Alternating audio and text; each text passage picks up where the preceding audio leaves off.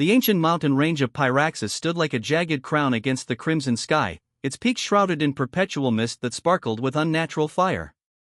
Deep within the volcanic heart of the highest peak, where molten rivers carved glowing veins through obsidian corridors, lived Drakmor the Eternal. His scales shimmered like liquid copper in the firelight, each one bearing the wisdom of 3,000 years. As the last of the greater dragons, he was both guardian and prisoner of secrets that could reshape the known world. The Council of Flames had been clear in their ancient decree. Dragons were to remain hidden from the younger races, particularly the ambitious and destructive humans who had begun to spread across the continents like wildfire. Any dragon who revealed themselves to humanity would face the ultimate punishment, the stripping of their flame and eternal exile to the cold void between worlds. Drakmor had witnessed the enforcement of this law only once, when his brother Veilfros had been discovered by human knights. The memory of watching his brother's flame extinguished still haunted Drakmor's dreams. But fate, it seemed, had little regard for ancient laws or draconic wisdom. The storm that night was unlike any Drakmor had witnessed in his long existence.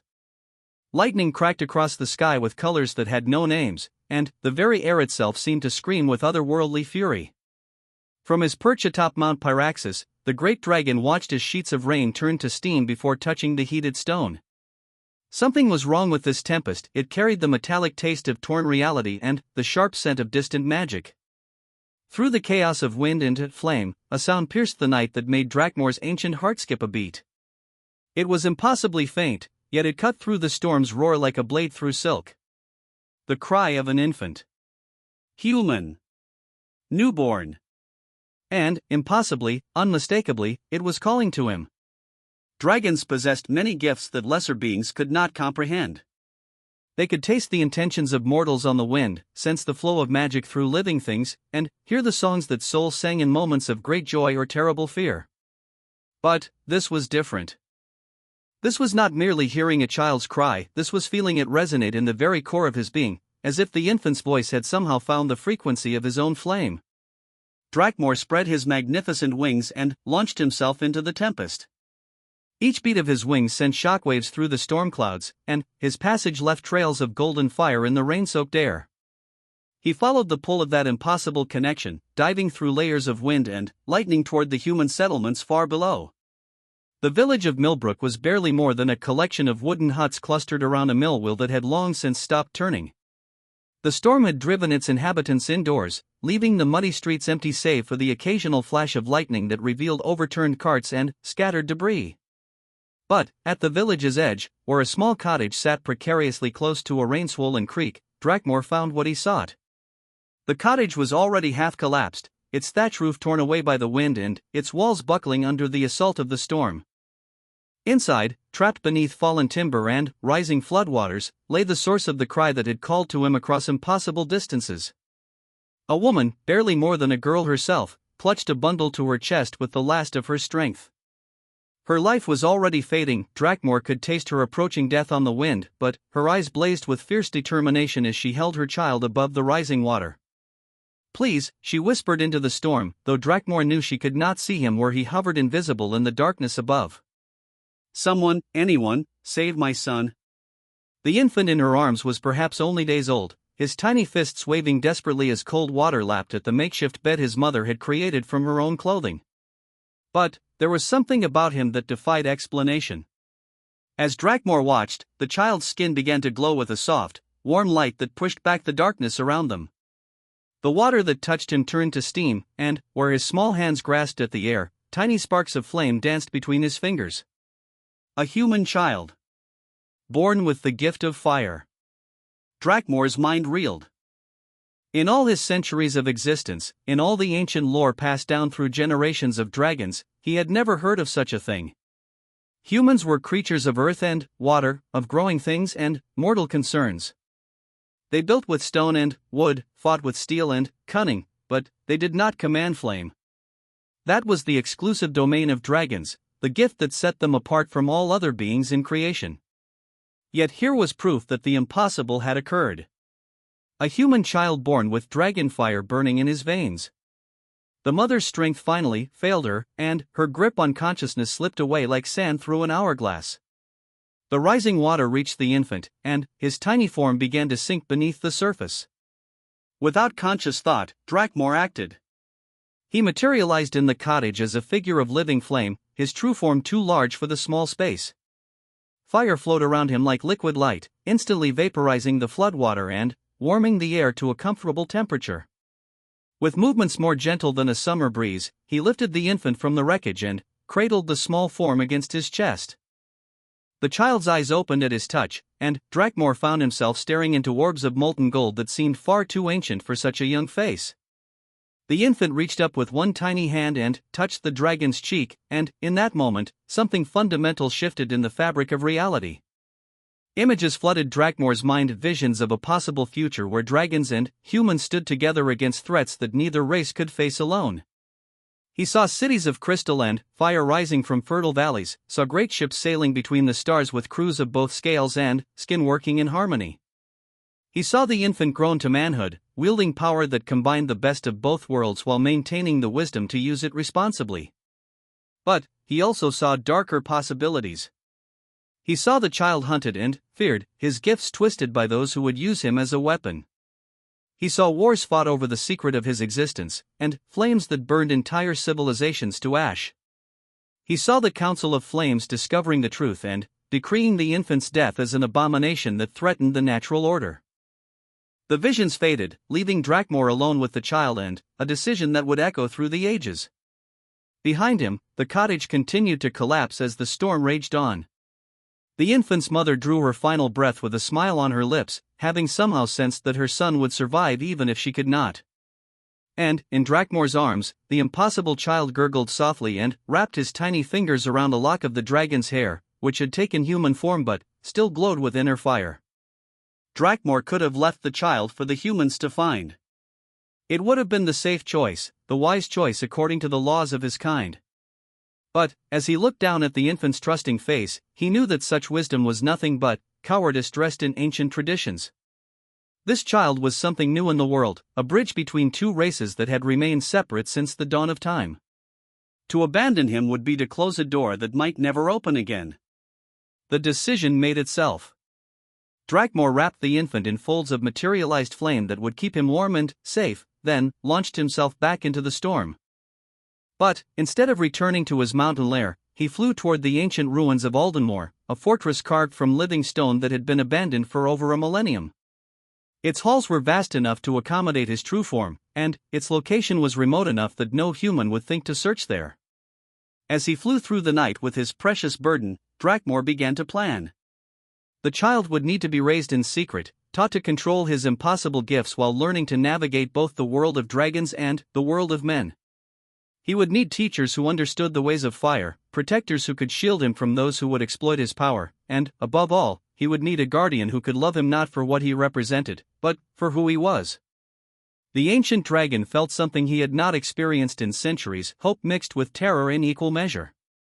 He was about to embark on a journey that would violate every law his kind held sacred. He would raise a human child as his own, teach him secrets that were meant only for dragonkind, and, in doing so, he would risk not only his own existence but the very foundations of the order that had kept the world stable for millennia. But, as the infant settled into sleep against his chest, tiny flames dancing harmlessly around his small form, Drakmor knew that some risks were worth taking. Some laws were meant to be broken. And some bonds, once formed, became stronger than any force in creation. The storm began to clear as they reached the ruins of Aldenmore, revealing ancient spires that still gleamed with residual magic. Lightning continued to play across the distant peaks, but, here in this forgotten place, peace settled like a comfortable blanket. Drakmor landed in the great hall and gently placed the sleeping child on a bed of soft moss that grew in the spaces where sunlight filtered through the broken roof.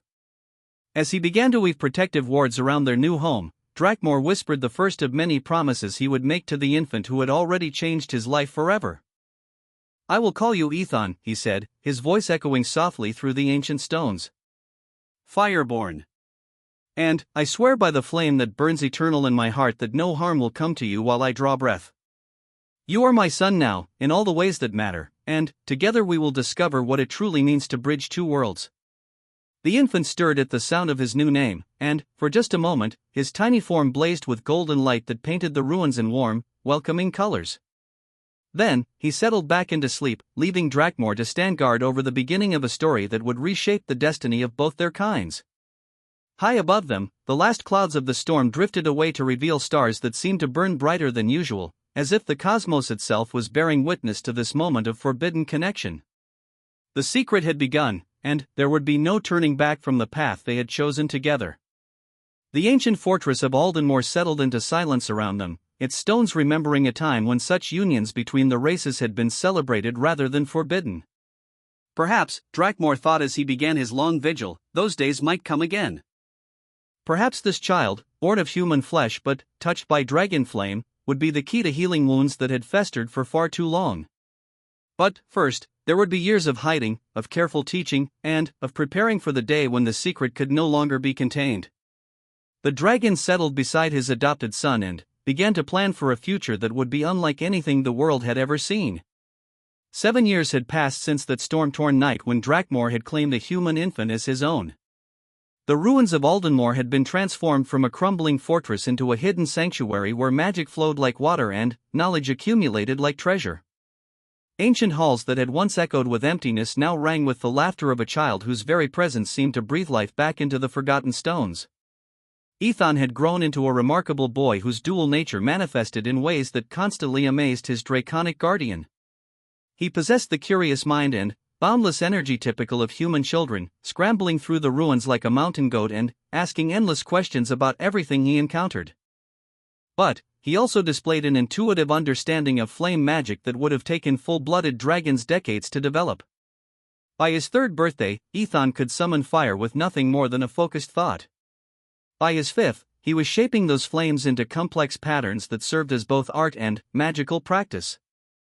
Now, at 7, he could maintain a dozen different flame constructs simultaneously while carrying on a perfectly normal conversation about the migration patterns of starwing ravens or the proper way to cultivate fire moss in the deeper caves. Drakmor had established a careful routine for the boy's education. Mornings were spent in human studies reading, writing, arithmetic, and the history of the kingdoms that sprawled across the continent below their mountain refuge. Drakmor had collected an impressive library over the years, using his ability to assume human form to visit the great cities and purchase texts on every subject imaginable. Ethan devoured these books with an appetite that would have impressed the scholars of the greatest universities. Afternoons belonged to dragon lore and flame craft. Drakmor taught his adopted son the ancient language of scales and fire, showed him how to read the emotional resonances that all living things produced, and gradually introduced him to the deeper mysteries of draconic magic. It was during these sessions that the boy's unique nature became most apparent.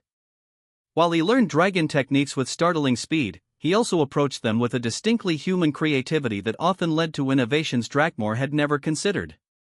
"Watch this, Papa Drak," Ethan called out one afternoon, using the affectionate nickname he had invented for his guardian. The boy stood in the center of the great hall, his arms spread wide as he summoned flames in both hands.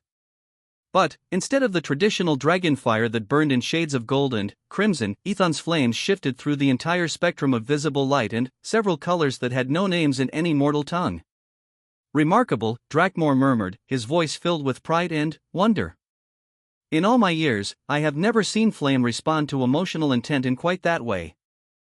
Tell me, what were you thinking about when you called the fire?" Ethan's flames settled into a warm amber glow as he concentrated on the question. "I was thinking about all the different kinds of happiness," he said with the serious tone that children used when discussing matters they considered important. "The warm happiness of sitting by a fireplace, the bright happiness of seeing a friend, the deep happiness of learning something new, the excited happiness of adventure. Each kind felt like it should have its own color." Such insights came naturally to the boy, and Drakmor had learned to treasure these moments when Ethan's unique perspective revealed new truths about the nature of magic itself. The dragon carefully recorded each innovation in his private journals, sensing that these hybrid techniques might prove crucial in the years to come. But it was not all lessons and magical practice. Drakmor had also taken care to ensure that Ethan experienced the simple joys of childhood. The ruins were vast enough to serve as an entire world for a growing boy, filled with hidden chambers to explore, ancient puzzles to solve, and mysteries that revealed themselves layer by layer as the child's understanding grew. The dragon had also used his magic to populate their hidden sanctuary with a variety of creatures that could serve as both companions and teachers. Crystal-winged butterflies that sang in harmonious chords fluttered through the upper galleries. Flame salamanders that could phase in and out of solid matter played hide-and-seek among the heated stones. A family of ember foxes had made their den in the old armory, their kits tumbling together in adorable piles that glowed with soft internal light. Ethan's favorite companion was a young phoenix named Kindle, barely larger than a sparrow but possessed of a fierce independence and sharp wit.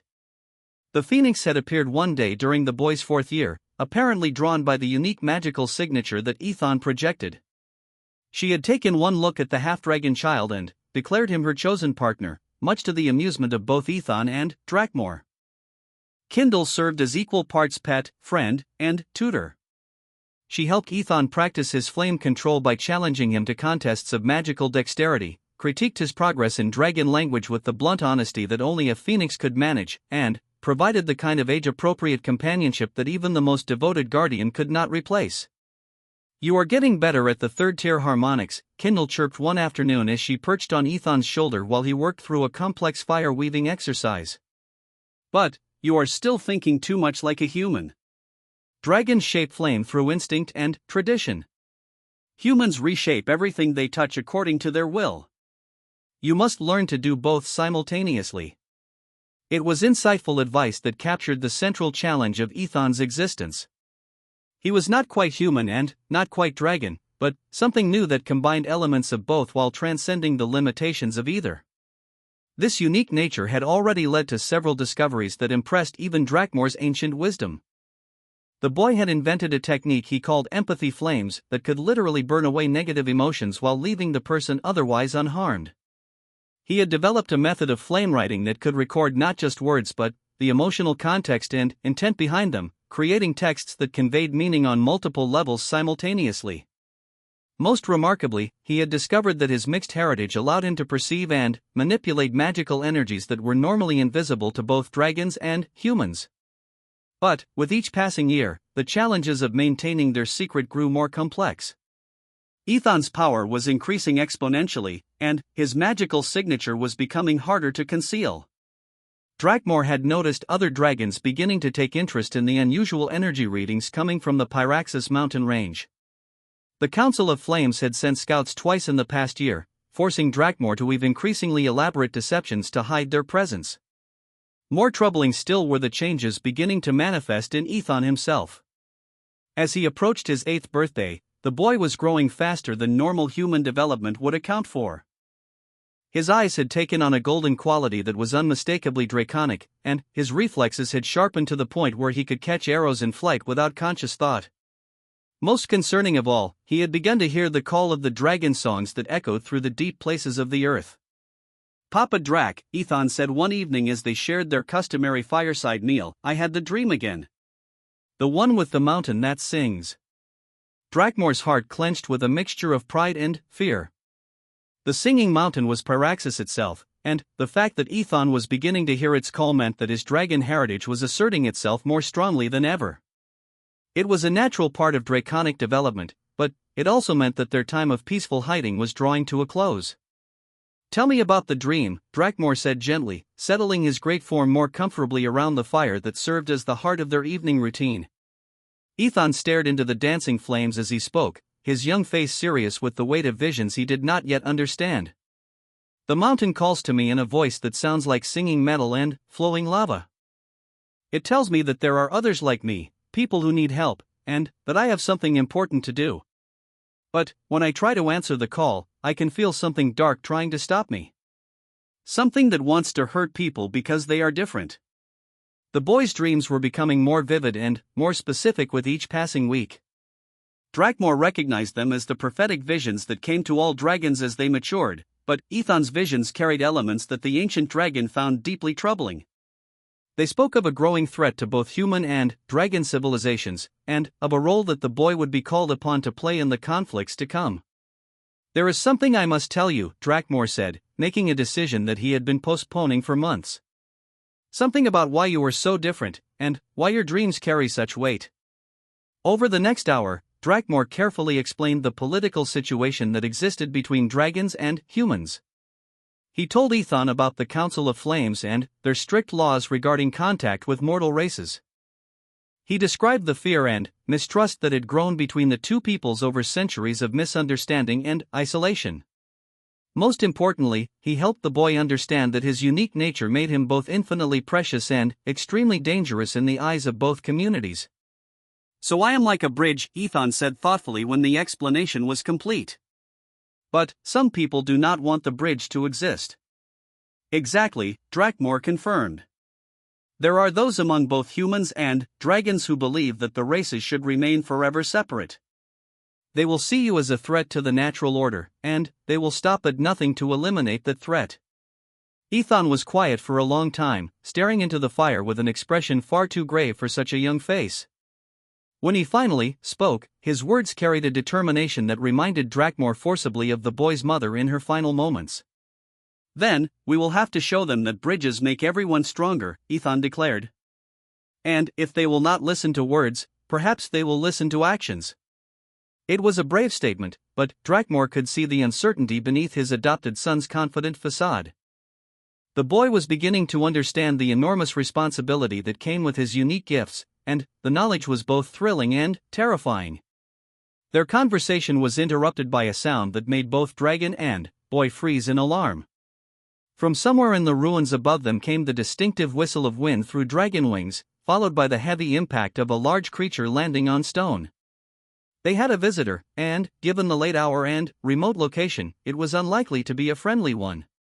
Drakmor rose to his feet with fluid grace, his form beginning to shift and expand as he prepared for potential combat. "Stay here," he commanded, his voice carrying harmonics of power that would have frozen lesser beings in their tracks.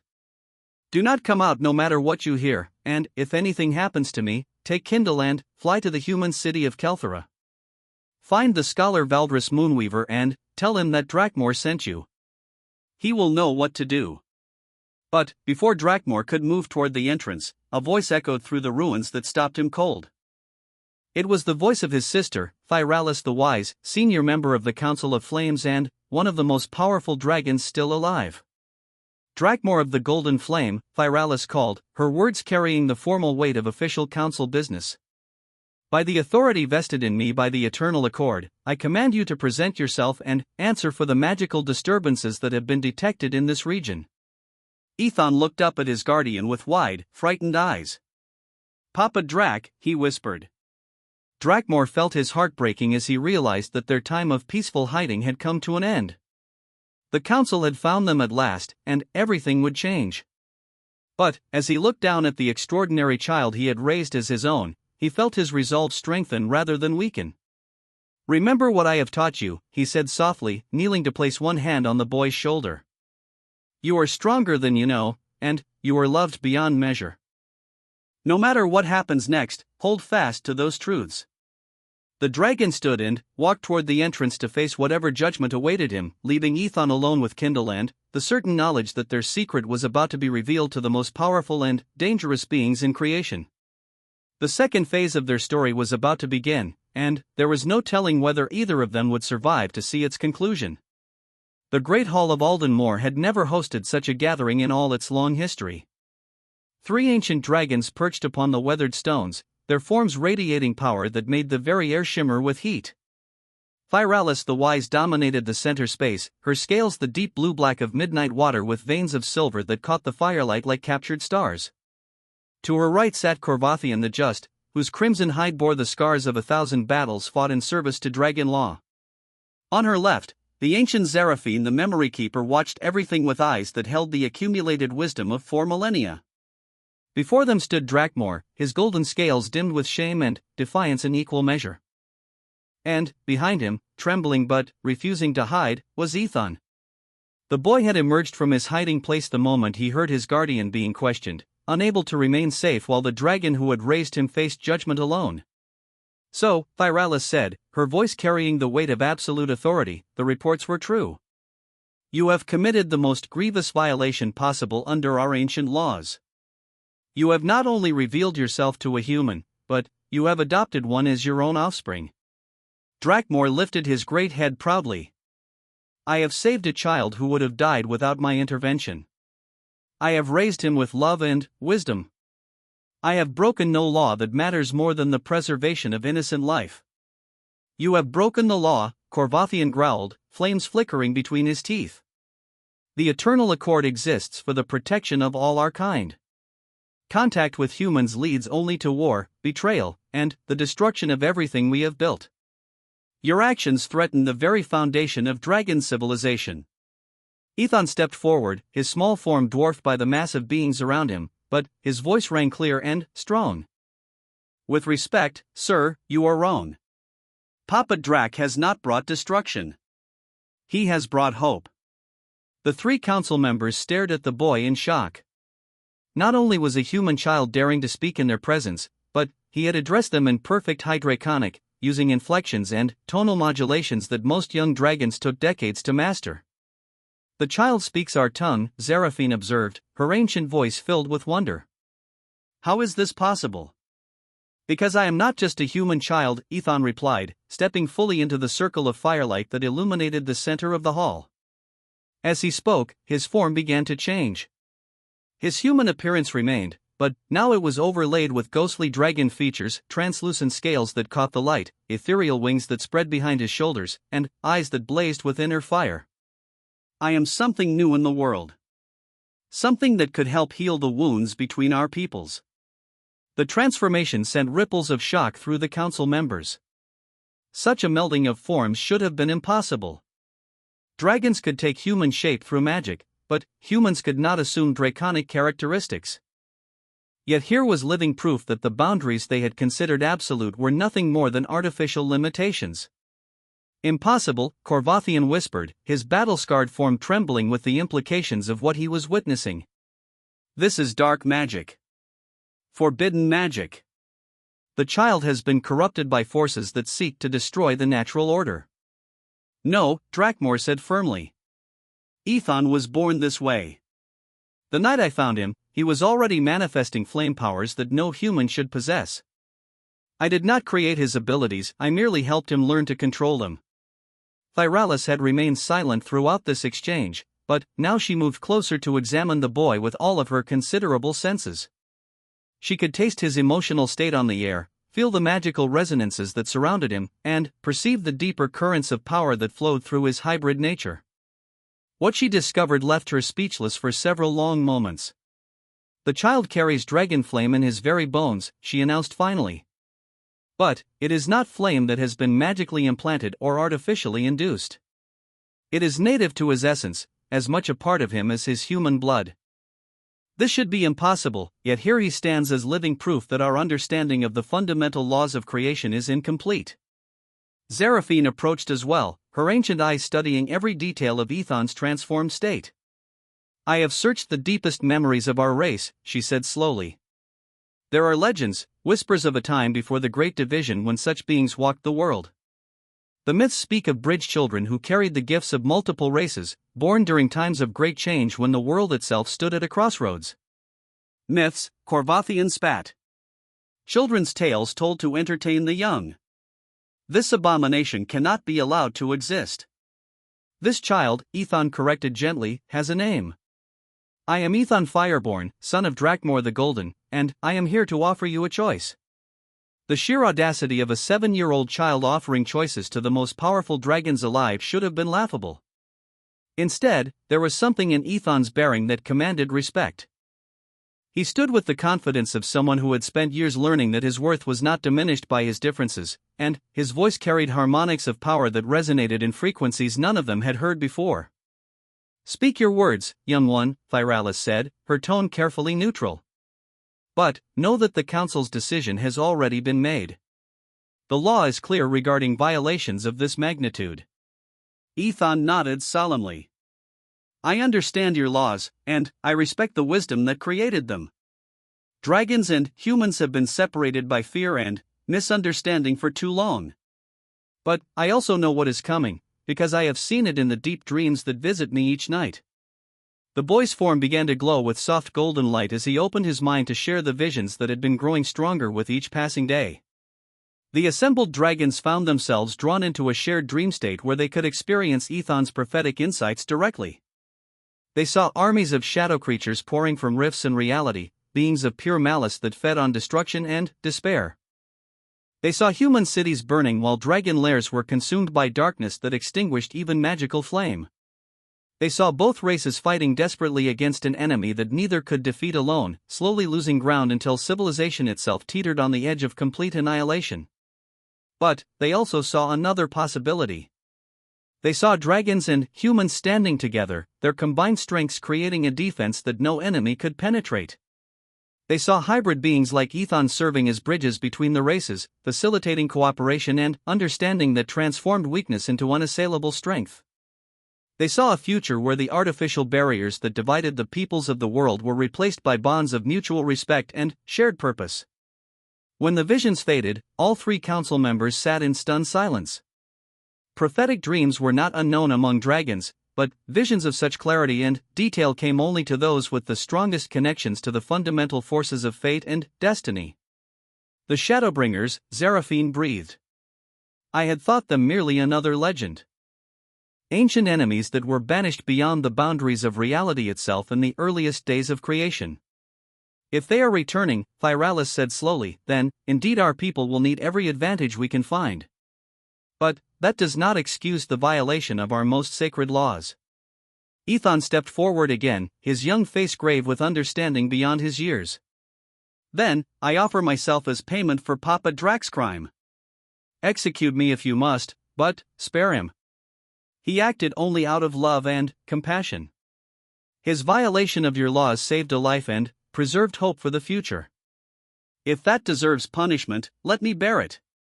Drakmor roared in anguish at his adopted son's words. No!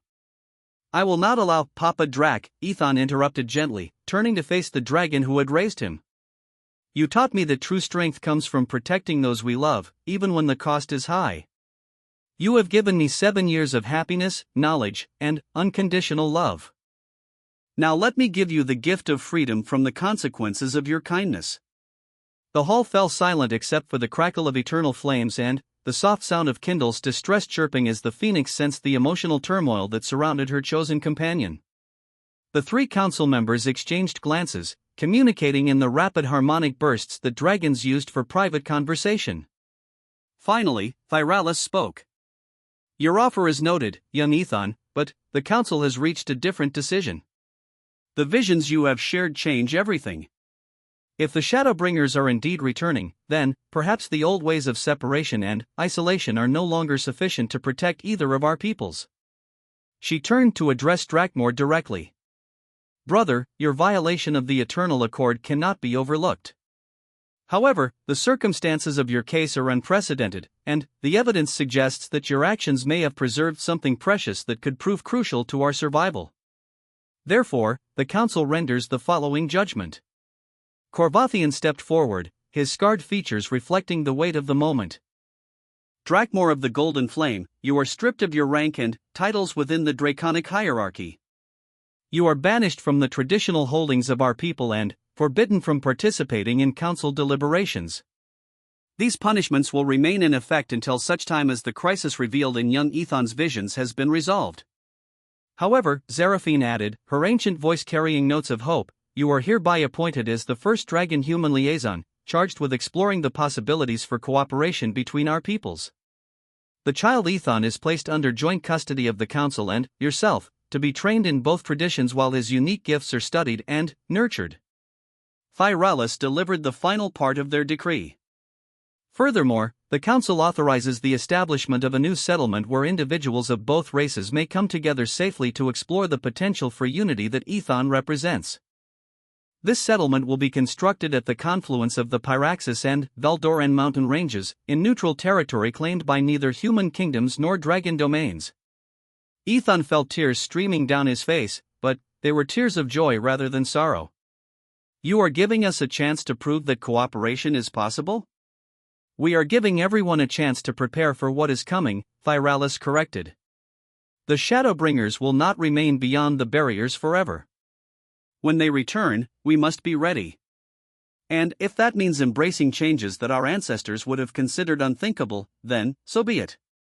The formal ceremony concluded, but the real work was just beginning. Over the following months, word of the Council's decision spread through both draconic and human communities, creating reactions that ranged from excitement to outrage. Some dragons viewed the new policies as dangerous departures from time-tested wisdom. Some humans saw them as opportunities to gain access to magical knowledge that had been denied to them for centuries. But, slowly, carefully, the settlement that would become known as Harmony Bridge began to take shape. Scholars from the great human universities came to study dragon lore. Young dragons arrived to learn about human creativity and innovation. Craftspeople from both races collaborated on projects that combined magical enhancement with practical design. And, at the center of it all was Ethan, now recognized as the bridge child whose existence had made it all possible. He divided his time between human tutors who taught him about diplomacy, engineering, and the complexities of mortal governance, and dragon mentors who helped him explore the deeper mysteries of flame magic and prophetic dreaming. His abilities continued to grow at an extraordinary rate. By his 10th birthday, he could maintain human and dragon forms simultaneously, existing in both states at once without strain. He developed techniques for sharing memories and experiences directly between individuals of different races, making communication possible at levels that transcended language barriers. Most remarkably, he learned to weave flames that could literally burn away the fear and mistrust that had divided the peoples for so long. The settlement grew as well, evolving from a small collection of experimental workshops into a thriving community where the impossible had become routine. Human children played alongside young dragons, their games creating new forms of art that combined magical flame with mortal imagination. Adult partnerships developed between individuals who would never have met under the old systems of separation, leading to innovations that benefited everyone. But the shadow on the horizon grew darker with each passing year.